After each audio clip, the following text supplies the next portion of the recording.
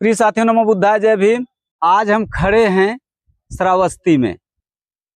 बौद्ध काल में 6वीं ईसा पूर्व में यह जो है बहुत समृद्धशाली नगर हुआ करता था और कोसल प्रदेश की राजधानी सहेट महेट, जिसे बाद में श्रावस्ती कहा गया। हम आज खड़े हैं श्रावस्ती में। जी साथियों, हमारे पीछे जो आप देख रहे हैं ये अनाथ पिंडक का ये खजाना यहाँ पर रखा जाता था। अनाथ पिंडक के जो स्वर्ण मुद्राएं थी उस जमाने में, सोने के सिक्के जो थे चलते थे, तो अनाथ पिंडक के द्वारा इसमें सुरक्षित रखे गए थे। अनाथ पिंडक एक बार अपनी बहन के घर राजगिरी गए हुए थे। भगवान बुद्ध राजगिरी में उपदेश कर रहे थे। उनको लगा कि यह कैसी तैयारी चल रही है, तो उन्होंने जाकर देखा तो पता चला कि वह भगवान बुद्ध के आने की तैयारी चल रही है। उन्होंने पहले बार गए, बुद्ध के उपदेश को सुना और इतने प्रभावित हुए कि उन्होंने जो है बुद्ध को अपने यहाँ आमंत्रित करने के लिए सोच लिया। वह आते हैं इस श्रावस्ती की जमीन पर।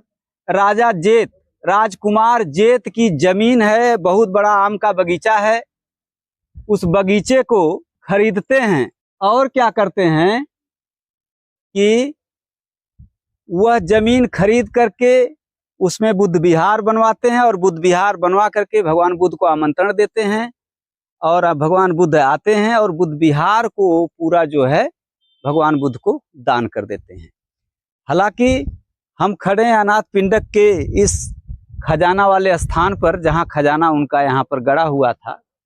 दूसरी बात बता दूं मैं कि वहां जो जमीन पर स्वर्ण मुद्राएं बिछा करके उन्होंने जमीन खरीदा था, उसे मूलगंध कुटी विहार के नाम से जाना जाता है। प्रिय साथियों, भगवान बुद्ध जो है यहाँ पर कुल 26 वर्षावास किए हैं, जिसमें से 19 वर्षावास मूलगंध कुटी विहार में और 1 वर्षावास उन्होंने माता विशाखा के निवास पर किया है।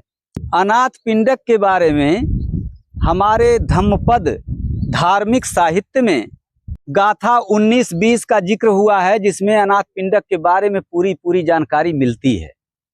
दूसरी बात यह है कि अनाथ पिंडक जो है कि उस जमाने में बहुत बड़े सेठ थे, बहुत बड़े साहूकार थे, बहुत बड़े पैसे वाले थे। उस जमाने में उन्होंने जो जमीन खरीदा था उसका कीमत थी 54 करोड़। उस जमाने की स्वर्ण मुद्राएं बिछा करके उस जमीन को, मूलगंध कुटी विहार को खरीदा था और 18 करोड़ रुपए की लागत से उसमें बुद्ध विहार का निर्माण कराया था और भगवान बुद्ध को उन्होंने दान दे दिया। 18 करोड़ रुपए उन्होंने दीन दुखियों को दान स्वरूप दे रखा था या फिर उनके बिजनेस व्यवसाय के लिए उन्होंने दे रखा था कि भाई तुम करो, फिर बाद में तुम्हारा पैसे मुझे लौटा देना। एक समय की बात है कि अनाथ पिंडक बहुत ही निर्धन और गरीब हो गए। उनके द्वारपाल ने कहा, भगवान मैं आपसे, अनाथ पिंडक को कहा, राजन मैं आपसे कुछ कह तो नहीं सकता, बहुत डर लगती है, फिर भी एक हिम्मत जुटा के मैं आपसे कहना चाहता हूं कि आपने जो पैसे पानी की तरह भगवान बुद्ध के लिए बहाए हैं, उसी का यह नतीजा है कि आप आज जो है एकदम गरीब हो गए हैं। उन्होंने कहा कि आप जो है यहाँ से चले जाओ, मेरे यहाँ से।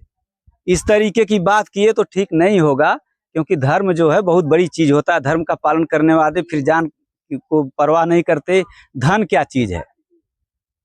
तो वह जो है कि कहा कि ठीक है मैं जा रहा हूं, लेकिन उसकी हिम्मत जो है नहीं पड़ी कि वह जो है अपने घर जाए। उसने कहा कि क्या करूं। अब देखिए वह जा रहा है रास्ते में, तो उसके दिमाग में एक बात आई कि क्यों न मैं जो हूं देवेंद्र से मिलूं। अब आप लोग कहेंगे देवेंद्र कौन है, तो मैं बताऊं आप लोगों को कि बौद्ध धर्म की 2 शाखाएं हुई। एक का हीनयान नाम था, दूसरे का महायान नाम था। महायान परंपरा को मानने वाले मैक्सिमम ब्राह्मण और क्षत्रिय थे और हीनयान परंपरा को मानने वाले ये समस्त छोटी जातियों के लोग थे। रजनीश ओशो कहते हैं कि चमार जाति जो है वो सबसे अंत तक बौद्ध रही है।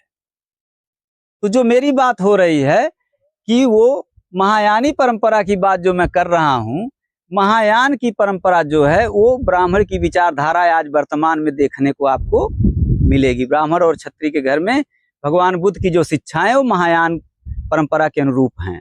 जो लोग हीनयानी हैं वो मेरी बात का विरोध भी कर सकते हैं। जो महायानी हैं, अपने की बात कर रहा हूँ, जो लोग श्रोतागण हैं, जो महायानी हैं वो लोग मेरी बात का समर्थन भी कर सकते हैं। तो जब ये वहां से निकलता है तो सोचता है कि घर कैसे जाऊं, क्यों न मैं अपनी बात जाके देवेंद्र से कहूं। देवेंद्र पाली भाषा में शक्र, देवेंद्र, या फिर संस्कृत भाषा में इंद्र की बात होती है, जिसको लोग अपने भगवान मानते हैं, इंद्र को देवता मानते हैं। वह यहाँ से जाता है और कहाँ जाता है? इंद्र के पास।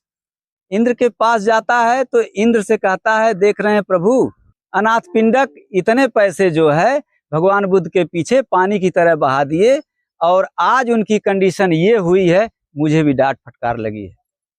अब वो सुनते हैं तो कहते हैं कि तुम्हारा दिमाग खराब हो गया है। इंद्र किसको कह रहे हैं? द्वारपाल को। तुम्हारा दिमाग खराब हो गया है, तुम क्या बात करते हो? वो इतना बड़ा दानी, इतना बड़ा जो है कि सेठ साहूकार और इतना बड़ा आदमी, आज तुम जो है उसको उल्टा सीधा बोल रहे हो, फटकार लगाते हैं। इंद्र किसको फटकार लगाते हैं? द्वारपाल। तुमको क्या पता, वह जो है 54 करोड़ की जमीन खरीद करके मूलगंध कुटी विहार बनवाया। 54 करोड़ स्वर्ण मुद्रा से क्या हुआ? उस जमीन को खरीदा और क्या किया? 18 करोड़ की लागत से उस पर बुद्ध विहार का निर्माण करा कर भगवान बुद्ध को दे दिया। 18 करोड़ रुपए उसके जो है मार्केट में फंसे थे। और बात होती है कि कुछ पैसे और हैं, लगभग 54 करोड़ के आसपास, जो जमीन में आज भी दबे हैं, परंतु अनाथ पिंडक को पता नहीं। 18 करोड़ रुपए उनके पूर्वजों ने जमीन में दबाए थे और वह ऐसी बाढ़ आई कि वह पानी के साथ ही वह पैसे बह गए और वो पैसे मिले नहीं किसी को। देवेंद्र द्वारपाल को कहते हैं कि हे द्वारपाल, तुम जाओ और जो 54 करोड़ रुपए जो जमीन के अंदर दबे हैं उसको खोजो और खोज करके ढूंढ करके अनाथ पिंडक को बताओ कि तुम्हारे इतने पैसे अभी जमीन में गड़े हुए हैं, तुम जो है निर्धन नहीं हुए हो। तो यह जो है कहता है, ठीक है प्रभु, साधु साधु साधु, खुशी होकर के आता है बुद्धं शरणं गच्छामि और आ करके वह जो है उस खजाने का पता लगाता है और फिर से अनाथ पिंडक को धनवान बनाने का काम करता है। इसलिए साथियों, मेरा निवेदन है कि आप लोग इस वीडियो को अधिक से अधिक देखें। नमो बुद्धाय।